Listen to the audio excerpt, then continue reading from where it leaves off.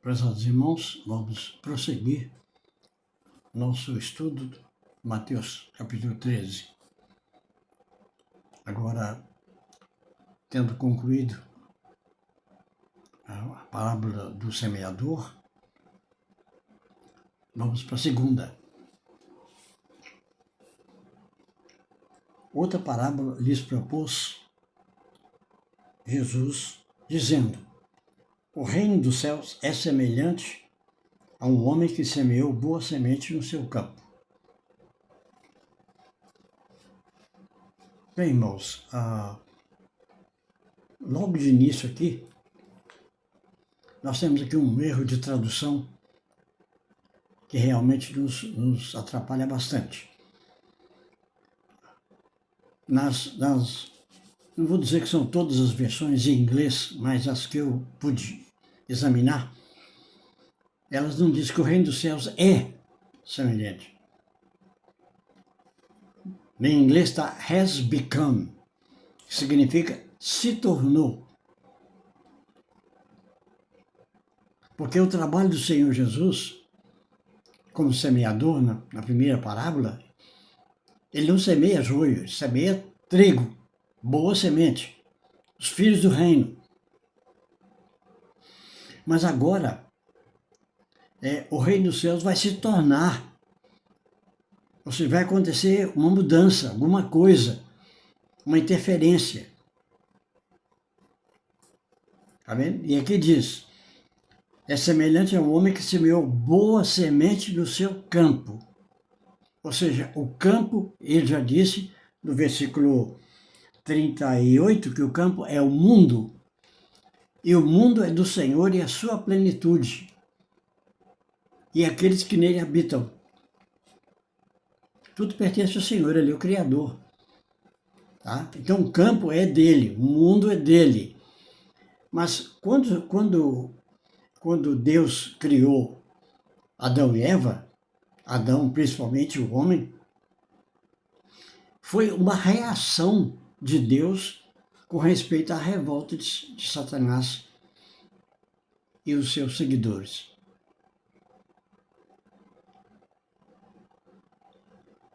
E então, como o Senhor deu a Adão o direito, a autoridade de governar a terra, quando ele caiu em pecado, ele passou esse direito para Satanás. Aí Satanás se tornou o Deus desse mundo, o príncipe desse mundo, o Deus desse século. E quando ele tentou Jesus, Mateus capítulo 4, diz, tudo isso te darei se prostrado me adorares, Jesus não questionou. Você não pode dar aquilo que não é seu. Mas a Escritura, entendeu?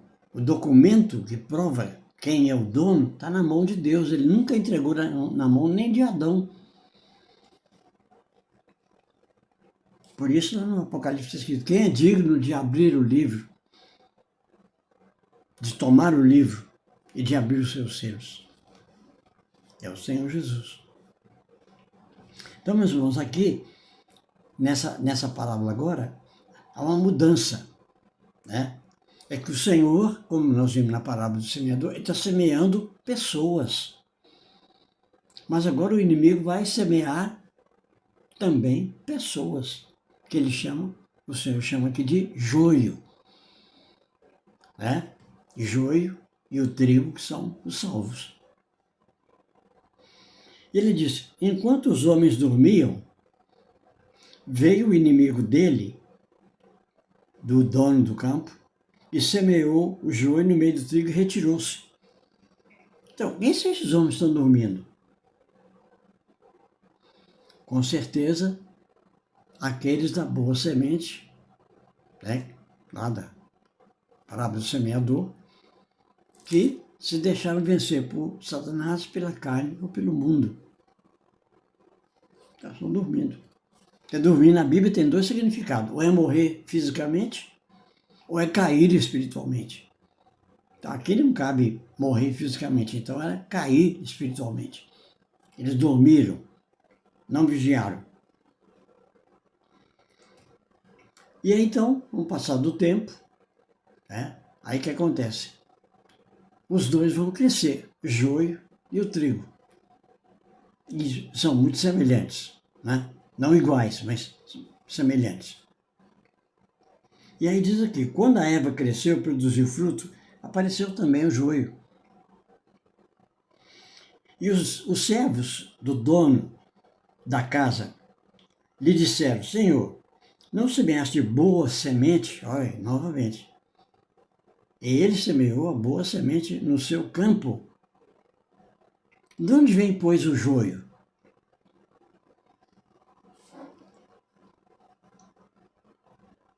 Ele, o dono do campo, o Senhor Jesus, lhes respondeu, o inimigo fez isso.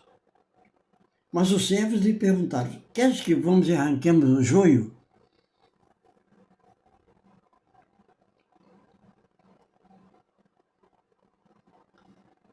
Se há uma mistura de pessoas, chamada de joio e de trigo, né? Pessoas que andam com Deus e pessoas que não andam com Deus, o Senhor respondeu, não, para que ao separar o joio não arranqueis também com ele o trigo. Olha, meus irmãos, isso aconteceu com o falso cristianismo. O movimento que foi levantado pela Igreja de Roma chamado Santa Inquisição. Ou seja, todo aquele que não seguir as normas e os ditames da Igreja Católica deveriam ser mortos. Santa Inquisição. Então eles inverteram, tá vendo? E o que eles fizeram? Eles arrancaram o joio, arrancaram o trigo e deixaram o joio.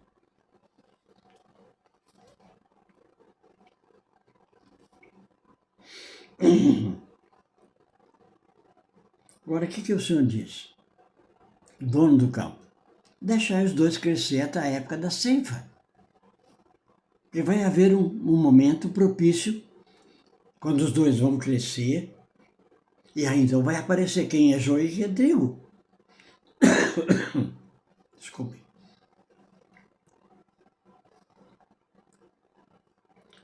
Nesse tempo, o Senhor dirá aos ceifeiros, que certamente são os anjos, né? Ajuntai primeiro o joio, atai-o em feixes para ser queimado, mas o trigo recolhei no meu celeiro. Então, meus irmãos, nesse mesmo capítulo, nós temos a parábola da rede, das redes que foram lançadas no mar, e pega todo tipo de peixe, é mais ou menos semelhante ao que nós temos aqui. Só que lá é um aspecto positivo, aqui é negativo. Então vai haver um momento, né, e nós estamos caminhando para ele, a passos largos, em que vai haver uma separação. Primeiro vai haver uma separação, né, no final da grande tribulação, quando as nações serão reunidas diante do Senhor, ele vai separar uns dos outros, como o pastor aparta os bodes das ovelhas. Sem dúvida que as ovelhas, né, são aqueles que conhecem o Senhor, que andam com o Senhor, e os bodes são aqueles que não seguem. Só que ali, irmão, é julgamento de nação viva. Tá? São as nações que restaram do Armagedon. Porque no final da tribulação vai ter a guerra do Armagedon. Então, todos aqueles que restarem, eles vão comparecer, mas lá diz que é como nações vivas. E como nessa época vai haver uma grande perseguição do anticristo contra tudo aquilo que é cristão e judeu na terra, então o evangelho será pregado dos ares. Ela diz, um anjo vai pregar o evangelho eterno. E a essência dele é: temei a Deus e dai-lhe glória, porque é chegada a hora do juízo. Muitas das nações, ao ouvir isso, porque vai ser uma coisa mundial, dos ares, eles vão temer a Deus, vão dar glória a Deus. De que maneira? Protegendo os judeus e os cristãos. Por isso, em Mateus 25, as ovelhas vão dizer: mas quando foi que nós estivemos com fome, com sede, nu ou doente, na prisão? Ele diz: quando fizeste um desses pequeninos irmãos. Então, tem um terceiro grupo lá. Ovelhas à direita, bodes à esquerda, e tem um grupo de pequenos irmãos. Eles, quando vocês fizeram a esses pequenos irmãos, protegeram os judeus e os cristãos. Então, meus irmãos, a parábola do joio não é para mostrar que na igreja tem pessoas não salvas. Não, irmão. Quando nós falamos igreja, nós estamos falando igreja corpo de Cristo. Não é igreja templo. Não é igreja denominação. Não é igreja hall de membros. Estamos falando o corpo de Cristo. Só tem trigo. Não tem joio. Tá vendo? Então aqui o Senhor está mostrando que o campo é o mundo. Então, porque os servos dormiram, o inimigo encontrou uma brecha para poder separar, misturar salvos e não salvos. Não preciso ir muito longe para dizer quem que usa o nome hoje de cristão.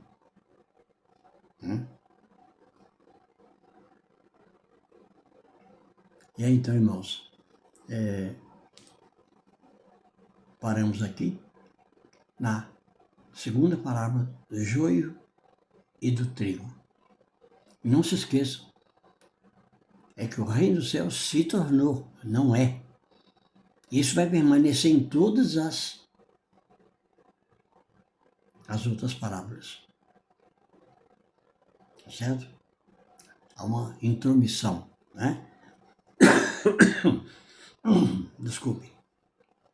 Outra coisa a ser observada também é que o Senhor falou 4 parábolas: semeador, joio e trigo, grão de mostarda e fermento. Essas 4 ele falou para a multidão. Todos ouviram. Mas quando chegou no versículo 36, diz que ele despediu as multidões e voltou para casa. Aí as 3 últimas, que é a tesouro oculto no campo, a pérola e a rede lançada no mar, essas foram dadas só para os discípulos. Tá? Eu paro aqui para você meditar um pouquinho. Vou colocar também no nosso estudo lá escrito, isso que eu compartilhei aqui, e depois nós prosseguimos com a terceira parábola, que é grão de mostarda. Que o Senhor nos abençoe. Amém.